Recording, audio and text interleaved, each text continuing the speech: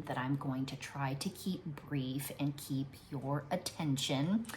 Starting with, let's go ahead and jump right in. I didn't get to talk about the action steps in video 2 with Andy since we got cut short. And to put it simply and to the point of the action steps is finding mentors, right? Okay, so whether it's Andy or I talked about, I think briefly, Jeremy Sanders of Crew First Culture. Okay, he has his own podcast. And then Sean Duffy of Build Your Culture and Suburban Fireman. Okay, they're excellent. Have great guests on there. I highly recommend them. And then law enforcement, Lorenzo Valdivia with his Force Multiplier podcast. Okay, he also has excellent guests. So aside from listening to other podcasts, finding mentors, checking out my series, which is a free series, it's called First to Respond, on my YouTube page, and those are just mini lessons about how to, it's talking about worth, it's talking about how to build your uniqueness. I talk about mission and calling. If anything, what you can do is, if you you don't even want to talk to me, email me and you just have some questions and I can design a video series. You do it on your own. I can totally do that for you. Okay. Also, so those are the couple of action steps, and there's lots of other things, of course, that that can help guide you on along this first responder journey.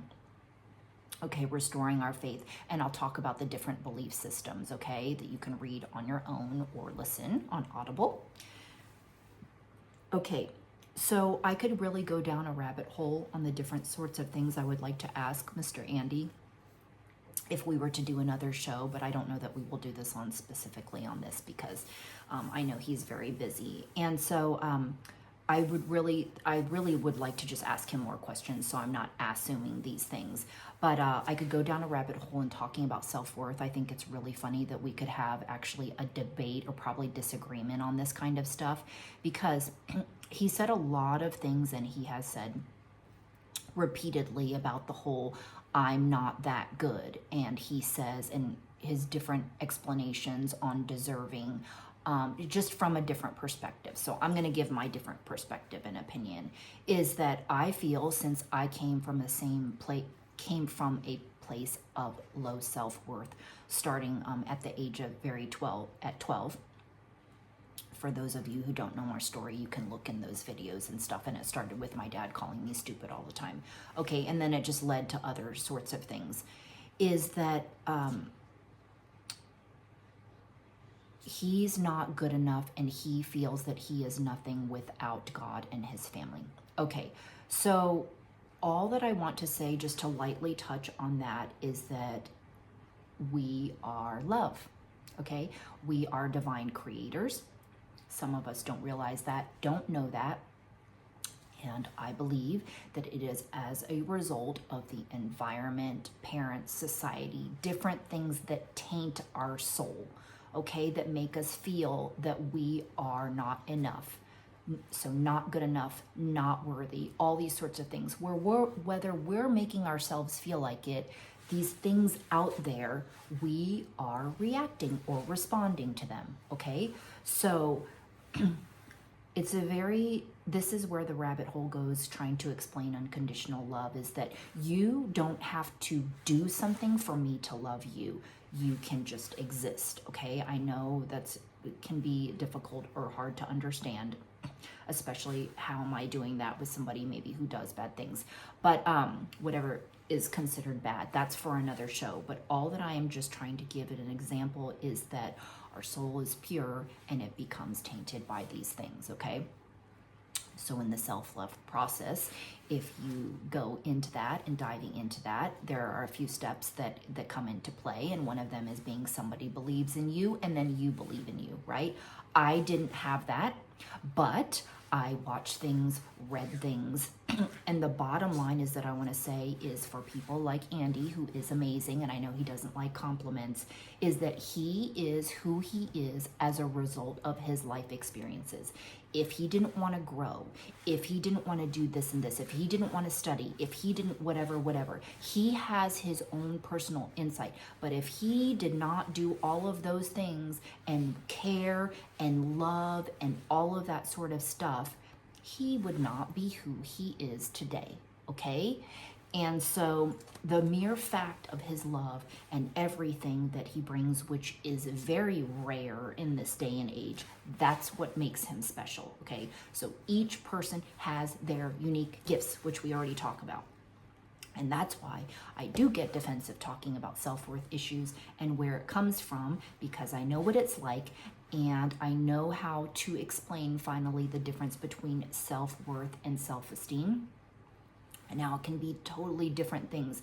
You can actually have a high sense of confidence, but a low sense of self-worth. And that is something that I learned in self-defense. Okay, done running my mouth right there, but I just had to say that about Andy because he is one good example of he would not be who he is if he didn't keep doing what he is doing. And yes, his connection to God helps enhance his qualities, okay? That's what it's doing. It's helping bring it out of us. And we, like I said, are divine creators, and we can make shit happen and move mountains like that I always talk about. Okay? So that is for another lesson series course if you want to know how to believe, okay? But yes, we believing in you is going to help. I don't even know when I look back is like there really was not even one person or one thing or whatever. And I'm telling you, it's just starting with some of those books, the Ernest Holmes and Building Social Skills, Self-Defense, blah, blah, blah. Again, not just one thing. Okay, so thank you, Andy. So lastly, what I'm going to say is that Jesus resonates with Andy, okay? He resonates with a lot of other people.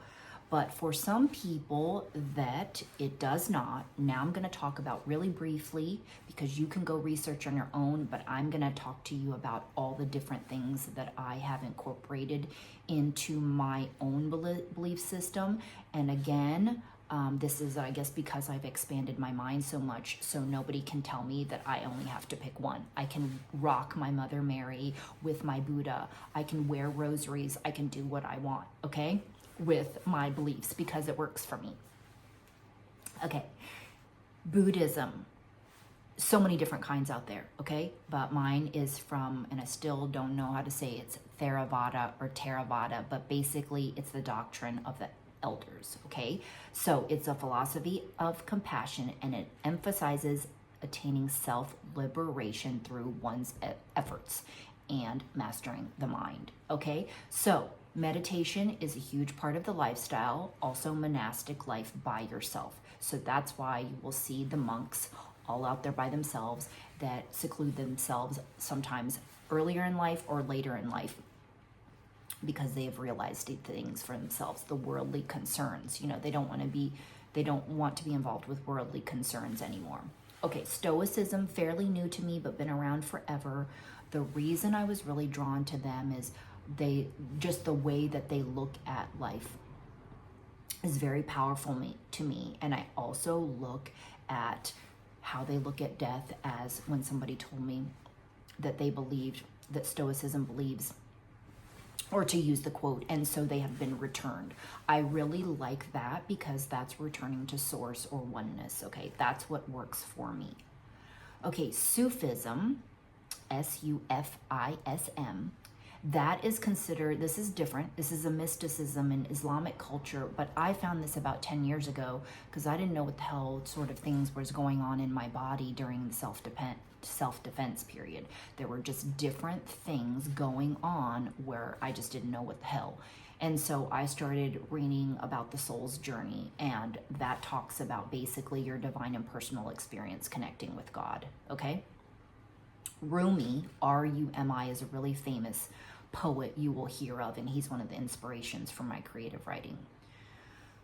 Okay, there's lots of different martial arts mindsets. Bushido, I always say that weird, Bushido, an ethical mindset, the way of the warrior, and that has 7 principles of moral code. So if you have gone to martial arts school, studied anything, watched Bruce Lee movies, all that sort of stuff, way of the warrior, Japanese samurais, they'll talk about righteousness, loyalty, honor, respect, all those beautiful words. So you'll find that in many martial arts systems.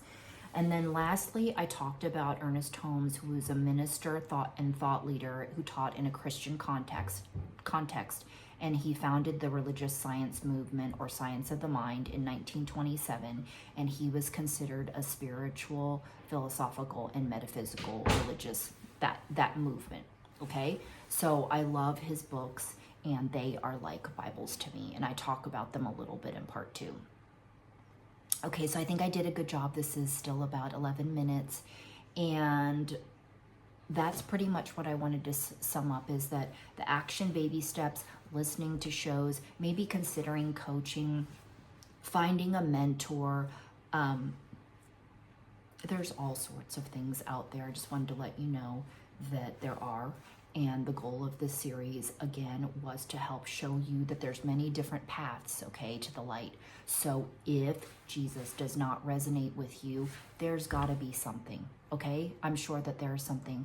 And just a testament from me, because this, again, could go on, and I haven't even shared it in all of my videos of life connections. If you need to hear more stories and examples of life connections, why we meet the people that we meet, how there's multiple soulmates, all this crazy stuff, you may not find out till later in life about soul groups or twin flames or stages of the soul, or all these sorts of things that maybe you are curious about that you didn't know. I can help fill you in on what I've learned, and what is this being intuitive, what is an empath, what are these different things, and maybe it will help give you a little bit more peace inside. And again, praying is very valuable, especially when nobody is there. You feel like nobody's there, they're not available. Maybe you can't pick up the phone, but that certain person you want to talk to is not there. That's why praying, building connection with yourself, being a friend to yourself is a huge part of this whole thing, and not expecting external things to either make you happy or fulfill something inside. Sometimes I feel like I'm just talking about what everybody else is talking about, but again, I just kind of have a unique, maybe a different perspective and twist on it. But I want to help not only you thinking positive and believing in these sorts of things, because I have so many examples that I could give you in my life of just flipping from the negative to the positive, and I was that person. Nobody told me I was anything or meant anything, and the pivotal point is probably starting my business early on and building social skills and trying things, and I was thinking positively because, hey, that worked. I did something and it worked. And it was all the power of my mind. And I'm going to plug the last book, The Power of the Subconscious Mind, that you really need to read and get, because again, that changed my life too. Thank you for tuning in to this series. And again, I hope it provided some value for you, gave you some comfort, maybe give you some peace. And also, lastly, prayer, meditation, all of that does not take very long, okay? You can sit in front of the computer and close your damn eyes and just for a few minutes and talk to yourself and okay? Start with that. And if you want a higher being, if you want that sort of a thing, it's whatever works for you. Okay, so this is what works for me, and I hope something works for you, that you find something. Okay, see you next time.